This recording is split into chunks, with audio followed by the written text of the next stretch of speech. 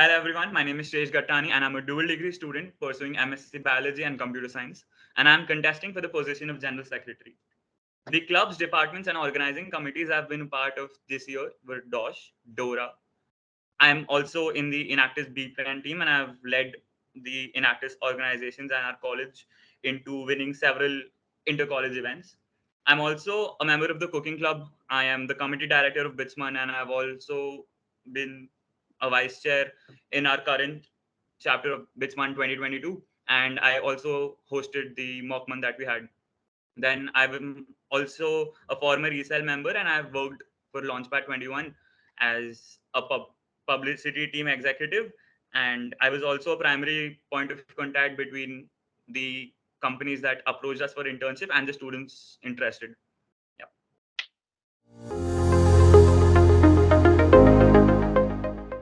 See, constitutionally speaking, the general secretary has to take care of all the minutes of the meet and has to present it to the general body, and we also are accountable for proper functioning of the clubs throughout the year, not just during the fest.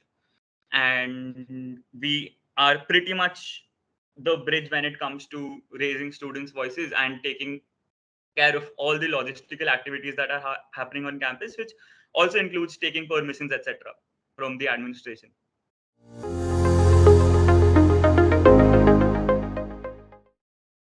Yeah, that's another good question. In order to know the problems of the previous SUC, I was in direct contact with the current general secretary, who pretty much made sure that I was on board with the problems they faced. It was pretty much the online and offline juggling, due to which we couldn't pitch any vendor as such. We even did successfully pitch one though, but the trial runs and everything weren't really possible because we came to college pretty late. And even after that, there was a time when we had to go back to our respective cities because of the COVID variant coming up once again. I'm talking about the January to the March period right now. And even after a fest, the offline online juggle pretty much continued to happen. So that was a major contributor as to why we could never implement this e-cycles and e-bikes point on our campus. And again, we've been trying to push test drives and everything, but this was pretty much the biggest sole reason why it hasn't happened as of now.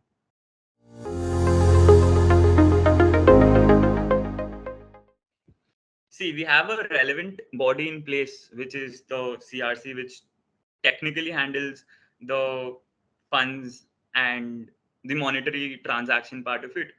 And I'm well aware that it happens every year as such. Talking about this fest, currently, we didn't really start planning way before as we should, because we weren't even sure if we were going to have an offline fest or not.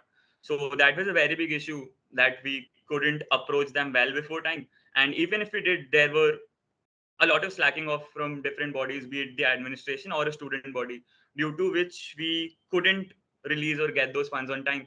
And when it comes to my contribution to it, I can push it to my limits and ensure that this slacking off doesn't take place.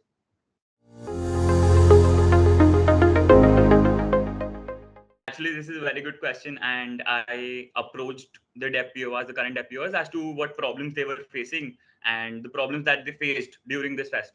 So, on talking to the current DEPOs, they suggested me that there is no such relevant database, because the database which they had was of the past. It was basically 2 years old, right? Because we didn't have a proper fest when it came to the last 2 to 3 years. So the database which we had, it was pretty much irrelevant for now. So in order to make a more relevant database, what we can do is we can try and collaborate with different clubs and organizations as such, because the people and the students we are aiming for, they mostly come under a viable age group of around 16 to 22 or 24. These are the people who are primarily interested to join.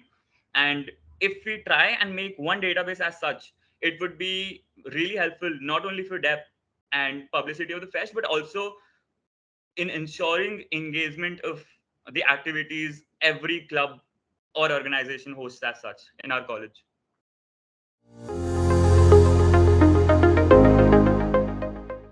So what I believe is that what I've mentioned in my manifesto is that I'll be bringing up a franchisee of an ongoing popular food chain. What I believe is that the high prices you're talking about isn't really, it doesn't really fit in such a case, because if we, it's just a very random example. If you're talking about a franchisee like McDonald's, they start catering to people from rupees 50 all the way to rupees 200 for a single item. And same goes with franchises of very different food chains too. So I don't think that high prices of such franchises would be an actual issue, considering that the food quality they actually provide. Because if there is a reputed food franchisee and if you're trying to open up an outlet for that, I believe that one thing we can guarantee is the food quality they'll provide, because they are answerable not only to our college but to a country as a whole.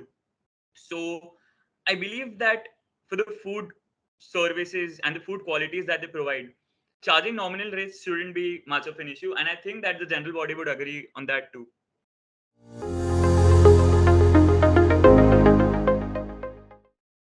Okay, sure.